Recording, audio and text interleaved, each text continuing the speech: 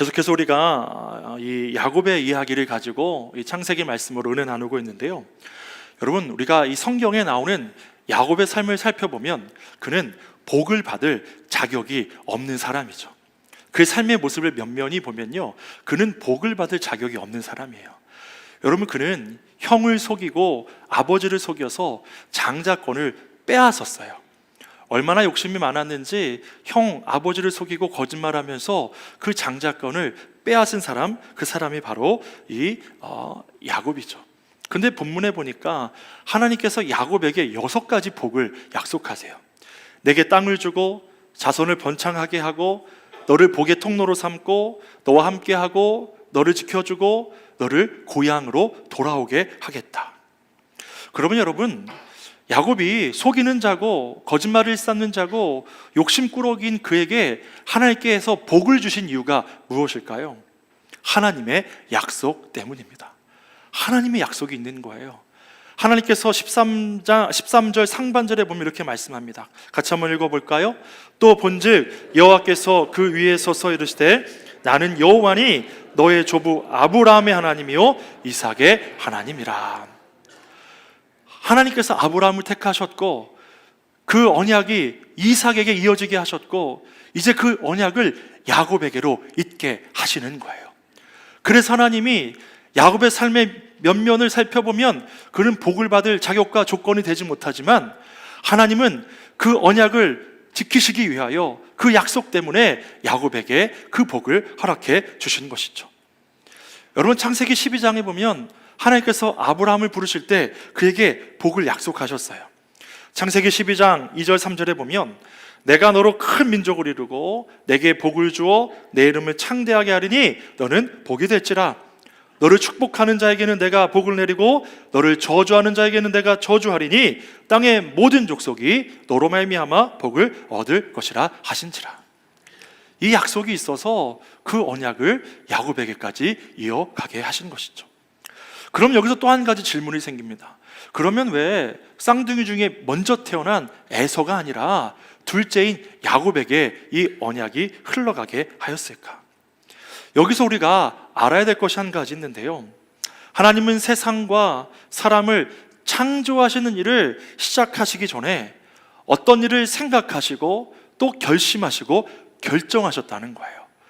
창세 전부터 이 창조 세계를 만들고 사람을 만들기 이전에 하나님께서 생각하시고 결심하시고 결정하신 것이 있다는 것이죠. 여러분, 이것을 우리는 하나님의 작정하심이라고 부릅니다. 하나님의 작정하심. 우리 이성과 지혜로는 다 알 수 없지만 우리는 하나님의 작정하심을 깨달아야 해요. 에베소서 1장 4절에 보면 이렇게 말씀합니다. 같이 한번 읽어보겠습니다. 곧 창세전에 그리스도 안에서 우리를 택하사 우리로 사랑 안에서 그 앞에 거룩하고 흠이 없게 하시려고. 창세전에 하나님의 계획과 생각과 결정하신 바가 있다는 거예요. 갈라디아서 4장 4절도 같이 보겠습니다. 때가 참에 하나님이 그 아들을 보내사 여자에게서 나게 하시고 율법 아래에 나게 하신 것을.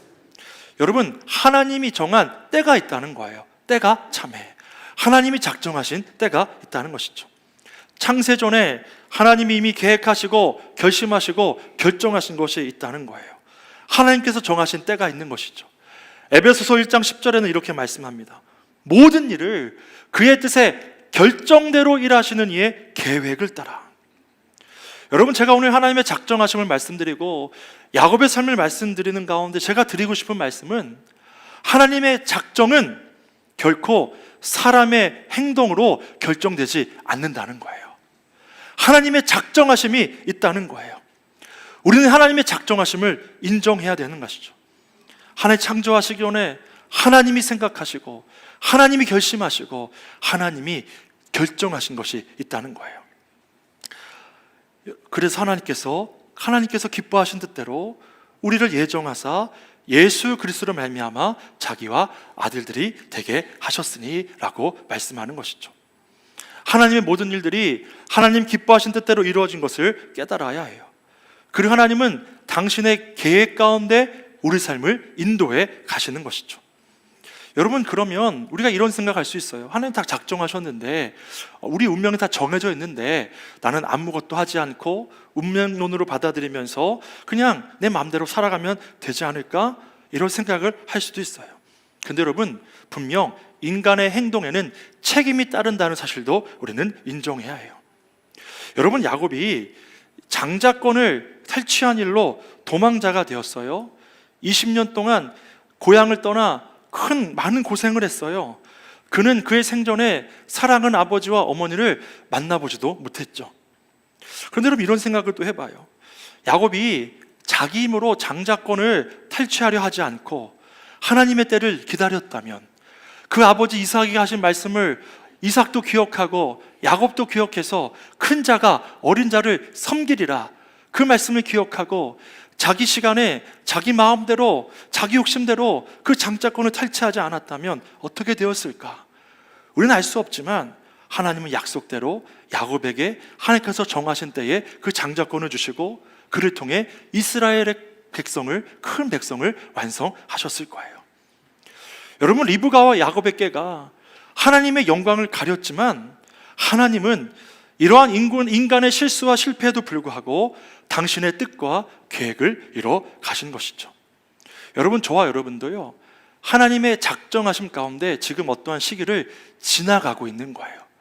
그리고 하나님은 그 작정하심 가운데 우리가 다 이해할 수 없는 많은 사건들이 있지만 우리가 기억해야 될 것은요, 이 우리의 모든 삶의 시기와 가정 가운데 하나님의 뜻과 계획이 이루어져 가고 있다는 거예요. 이루어져 가고 있다는 거예요. 그리고 하나님의 계획은 결코 수정되지 않는다는 것이죠. 하나님은 하나님이 작정하신 대로 그 일을 반드시 이루세요. 그리고 그 일을 이루어가는 가운데 당신이 택하신 사람들을, 그들에게 능력을 주시고 그들을 다듬어 가시고 때론 그들을 위로하시고 격려하시면서 하나님의 일을 이루어 가시는 것이죠. 그렇게 하나님의 작정을 이루어 가시는 거예요. 여러분, 이 부분이 얼마나 우리에게 큰 은혜가 되나요? 하나님의 작정하심 가운데 하나님의 사람들을 통해 그들을 다듬어 가시고 그들에게 힘을 주시고 위로하시면서 하나님의 일을 함께 이뤄가게 하신다는 거예요. 이것이 무엇을 말하는 것입니까? 우리가 주의 일을 감당할 때 하나님이 우리의 배후에 계신다는 거예요. 하나님이 우리와 함께 하신다는 거예요. 여러분, 이것을 믿을 때 우리는 모든 두려움이 떠나가게 되고 담대함을 얻게 될 줄로 믿어요. 하나님이 우리의 배후에 계신다. 여러분, 초대교회 성도들에게 이러한 믿음이 있지 않았을까요? 그들은 죽음도 두려워하지 않았어요. 아무리 큰 핍박이 있어도 예수 그리스도를 결코 부인하지 않았어요. 어떻게 믿음이 있었을까요? 이들은 하나님의 작정하심을 믿었어요. 하나님 작정하신 뜻이 있다. 구원의 놀라운 역사가 있다. 하나님의 계획이 있다. 그러니 그들은 그들의 목숨도 아깝지 않았던 것이죠. 그리고 두려워하지 않았던 거예요. 사랑하는 성도 여러분, 우리를 부르신 분도 우리를 사용하시는 분도 하나님이심을 믿으시기를 간절히 바랍니다.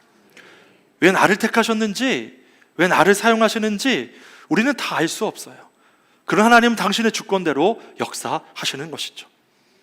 하나님 베푸시는 은혜, 그 은혜는 사람의 조건과 자격에 의해 결정되는 것이 아니에요. 일방적이고 무한하신 하나님의 은혜에 감사하고 또 나를 부르시고 나를 사용하시는 그 하나님의 은혜에 감사하며 더 주를 높이고 예배하는 그 은혜에 감사하는 저 여러분 되기를 간절히 축원합니다. 우리가 또 한 가지 감사해야 될 것은요, 하나님의 동행하심이에요. 하나님의 동행하심. 하나님 우리의 동행하신다는 거예요. 여러분, 야곱이 홀로 도망하고 있어요. 형 에서에게 죽임당할 것을 두려워해서 도망하고 있어요. 여러분, 이 야곱이 살던 곳은 이스라엘의 가장 남쪽 경계인 부엘세바였어요. 외삼촌 라반이 살고 있는 곳은 하란, 밧단 아람, 저 이스라엘 경계를 넘어 더 북쪽이었어요. 800km나 되는 긴 그 거리를 도망자로 그렇게 도망해야 되는 그 삶이 얼마나 힘들고 어려웠을까요? 얼마나 외로웠을까요? 야곱은 도망하는 길에 밤에 지쳐 쓰러져서 돌베개를 베고 누웠어요. 그때 꿈에 그가 보니까 땅과 하늘에 사닥다리가 맞닿아 있고 하나님의 사자 천사들이 오르락내리락 하는 것을 보았어요. 그리고 더 놀라웠던 것은 무엇이었냐면 13절에 보니까 또 본즉 여호와께서 그 위에 서서 이르시되, 여호와께서 그 위에 서서 이르시되, 새한글 성경에 보니까 이렇게 번역하는데요, 게다가 이럴 수가, 여호와께서 그 곁에 계시는 것이 아닌가, 그분이 말씀하셨다. 하나님의 사자들, 천사들만 오르락내리며 그의 곁을 지켜준 것이 아니라 하나님이 곁에 계셨다는 거예요. 외로 홀로 지쳐 쓰러진 그에게 하나님이 곁에 계셔서 말씀해 주셨다는 거예요. 무슨 말씀해 주셨어요? 너 결코 혼자 아니야. 내가 너와 함께 할 거야. 너 결코 혼자가 아니야. 여러분, 지금 야곱의 마음 얼마나 힘겨웠을까요? 형과 아버지를 속인 죄책감에 짓눌려 있었을 것이고, 막막한 미래에 대한 불안감이 엄습하여 큰 두려움에 빠져 있었을 거예요. 그리고 가족들과 함께 할 수 없다는 그 마음의 허전함이, 외로움이 그의 삶에 가득했을 것이죠. 그런 그에게 하나님 찾아오셔서 그를 위로하시며 말씀하셨어요. 내가 너와 함께 할 거야. 내가 너를 도와줄 거야. 말씀해 주셨죠. 사랑하는 성도 여러분, 하나님이 홀로 지쳐 쓰러진 야곱에게 찾아오신 것처럼 고난의 긴 터널을 통과하며 힘겨워하는 여러분에게 찾아오셔서 내가 너와 함께 할 거야. 내가 너를 도와줄 거야. 내가 너를 통해 반드시 일할 거야. 말씀하시는 그 음성을 들으시기를 간절히 바랍니다. 여러분, 우리가 이 동행의 은혜를 깨달으면요, 우리에게 두려움이 떠나가게 되는 거예요. 담대함이 생겨나는 것이죠. 그리고 오히려 고난 가운데 우리에게 오셔서 손잡아 주시고 우리 일으켜 주시는 하나님의 은혜를 깨달을 때 감사하지 않을 수 없는 것이죠. 길거리 교회 목사라고 불리는 김길 목사님이 계세요. 이 목사님은 어떤 정해진 예배 공간이 없이 이렇게 한 카페를 통해 가운데 예배를 이렇게 드리거나 거리에서 예배 공동체 함께 일원들과 예배를 드리며 그 땅이 거룩해지기를, 하나님께서 임재하시기를 구하며 예배 드리시는 분인데요, 처음에 명동거리에서 명신교회를 세워 예배 드렸고, 또 여의도에서 또 지금도 다른 곳에서 그렇게 하나님 예배하는 분이세요. 이 목사님 참 어려서부터 많이 어려우셨다고 해요. 가정에 불화가 있었고, 가정폭력이 있었고, 아버지는 알코올 의존증에 시달리다가 일찍 돌아가셨다고 해요. 어머니와 또 6명의 형제들이 그 이후로 다 뿔뿔이 흩어져 살게 됐고, 이 김길 목사님은 나이 차이가 많이 나는 큰형과 함께 지내게 되셨다고 해요. 겨울에는 연탄 난로도 제대로 뗄 수 없어서 그 두 장을 넣을 수 없어서, 연탄 난로 떼보신 분들 아시겠지만 두 장을 낄 수 없어서 한 장만 끼고 겨우겨우 추위를 이렇게 이겨낼 만큼 어려운 상황 가운데 있었고, 형에게 참 혼도 많이 나고 힘들었는데, 이 목사님은 힘들다는 느낌이 없었대요. 어려운 환경 속에 지냈는데 힘들다는 느낌이 없었대요. 고3 때쯤에 이런 생각이 들었다고 해요. 하나님이 나를 보호하고 계시는구나. 하나님 나를 보호하고 계시는구나. 그래서 내가 참 어려운 환경인데 힘들지 않은 거구나. 마음에 든든함이 있었던 거예요. 하나님이 함께 하신다는 든든함이 있었던 거예요. 군 제대하고 이제 하나님의 인도로 선교단체 헌신하게 되고, 또 이제 학교를 마치고 선교단체 간사로 사역을 하게 돼요. 여러분, 선교단체 간사는 얼마나 힘든지 몰라요. 자비량으로 사역해야 되고요, 후원받지 않으면 사례도 받지 않고 그렇게 사역을 하는 거예요. 오직 하나님만 의지하면서 하나님의 공급하심을 경험하면서 사역해야 되니 얼마나 힘들었을 거예요. 그런데 참 놀랍게도 그렇게 결단하면 하나님께서 채워주시는 은혜가 있어요. 때때마다 도와주시고 참 놀랍도록 채우시는 은혜 경험하면서 하나님 경험하면 영적으로 더 순수하게 깊어지면서 하나님의 그 놀라운 사역들을, 전도 사역을 감당했다고 해요. 그러다가 하나님께서 주신 마음이 있어서 개척하게 되고, 또 많은 고비가 있었지만 그때마다 자신을 도우신 하나님을 경험해 오셨다고 해요. 그러면서 이런 고백을 하시더라고요. 나를 도와주실 분은 하나님밖에 없었기에 더 기도할 수밖에 없었습니다. 나를 도와주실 분은 하나님밖에 없었기 때문에 더 기도할 수밖에 없었습니다. 사랑하는 성도 여러분, 하나님이 우리의 도움이세요. 우리의 보호자가 되세요. 우리의 방패가 되세요. 우리의 피난처가 되시고 우리의 산성이 되세요. 그 주님이 우리와 함께 하세요. 내가 너와 함께 할게. 내가 너를 도와줄게. 그 음성 들으며 담대히 주와 함께 믿음의 길을 걷는, 하나님의 위로를 받으며 담대히 주의 맡기신 사명을 감당하는 우리가 되기를 간절히 바랍니다.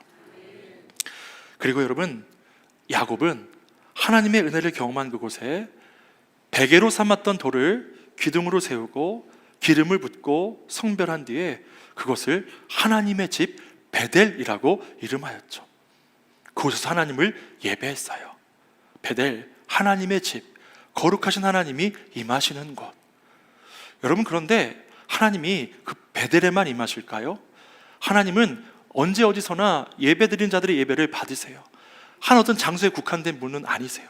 그러나 여러분, 여러분에게 하나님을 만난, 인격적으로 만난 그 자리가 있기를 간절히 바랍니다.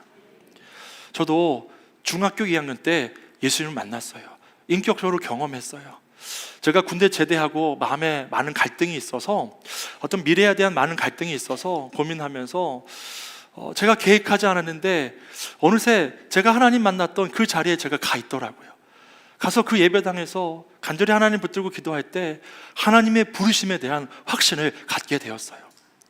여러분, 야곱은 고난의 순간에, 그 어려운 순간에 그 하나님을 만났어요. 인격적인 하나님을 만났어요. 나의 하나님을 그가 만나고 경험하게 된 것이죠. 여러분, 때로 어떤 분들은 이런 얘기를 하세요. 모태신앙을 가졌던 분들은 정말 난 못하겠어. 그리고 내가 예수님 믿는 것, 신앙생활하는 것 내 선택이 아니었잖아 라고 이야기하시는 분도 있어요. 그러나 여러분, 믿음의 가정에서 태어나 하나님 알고 믿게 된 것에 감사해야 되는 것이죠. 하나님 전혀 알지 못하는 사람들에 비하면 얼마나 놀라운 축복을 받은 건가요? 그런 하나님께 감사하고 더 하나님께 온전한 마음으로 예배 드려야 될 거예요. 여러분, 야곱도 그랬어요. 야곱은 약속의 자녀로 태어났지만 약속의 자녀다운 삶을 살지 못했어요. 그러나 홀로 도망하며 괴로워하고 낙담한 그 순간에 그는 인격적으로 하나님을 만나게 된 것이죠. 나의 하나님을 그 자리에서 만나게 된 거예요. 제가 아는 성도님 가운데 한 분은 정말 철저한 무신론자였어요. 의사였던 분이신데요. 근데 급성 백혈병을 앓으면서 예수님을 만나게 됐어요. 그리고 예수님을 사랑하게 되었고 예수님의 은혜 안으로 돌아오게 되신 분도 계세요.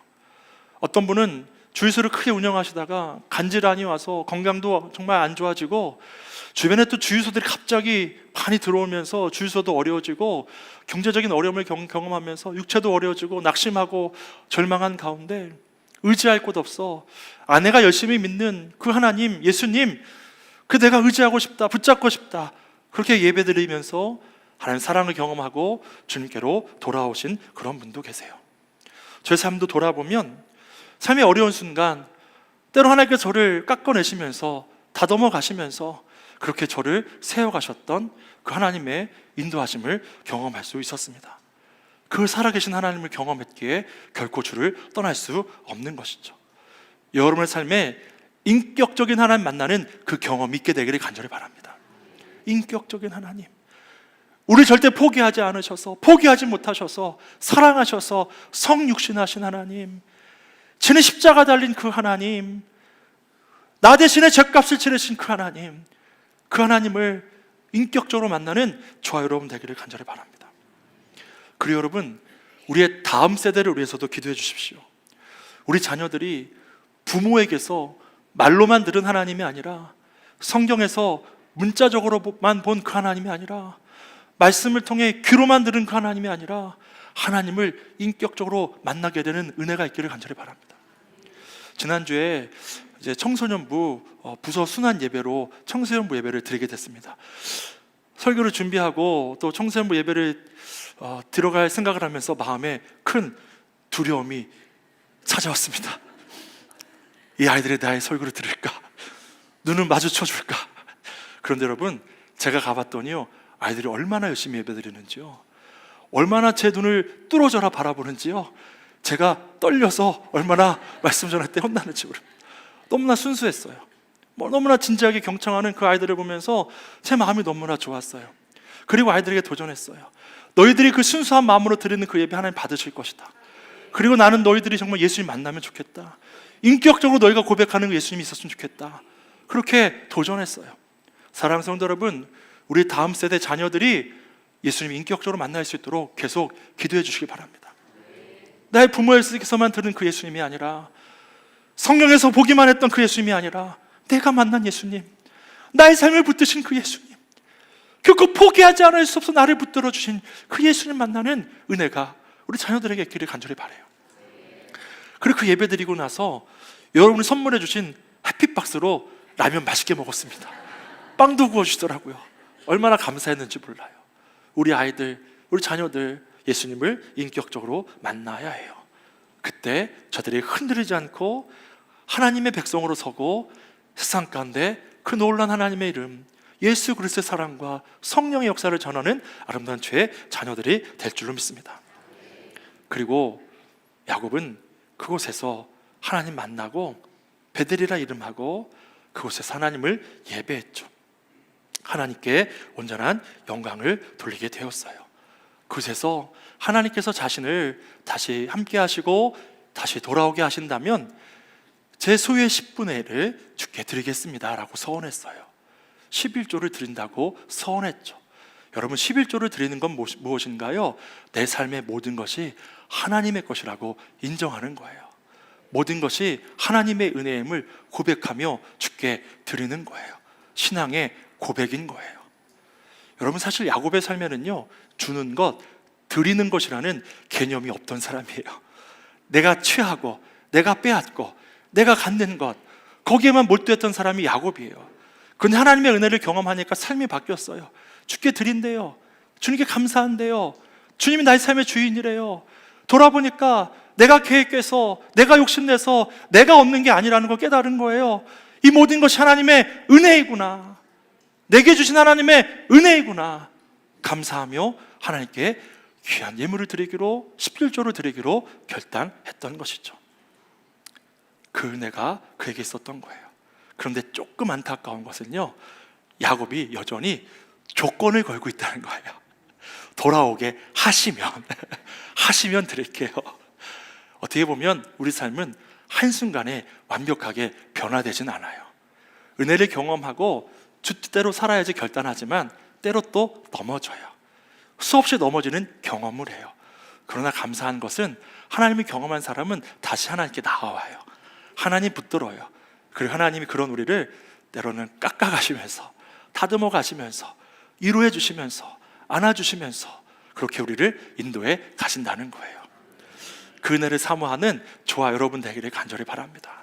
그 은혜가 아니면 어찌 우리가 주를 사랑할 수 있겠어요? 그 은혜가 아니면 어찌 우리가 구원받을 수 있겠어요? 그 은혜가 아니면 어찌 주를 예배할 수 있겠어요? 그 은혜 안에서 날마다 동행의 은혜, 내가 너와 함께 할게, 내가 너를 도와줄게, 그 음성 들으며 날마다 주를 예배하며 찬양하는 담대한 믿음 갖고 살아가는 저와 여러분의 삶이 되기를 주 예수 그리스도의 이름으로 간절히 축원합니다.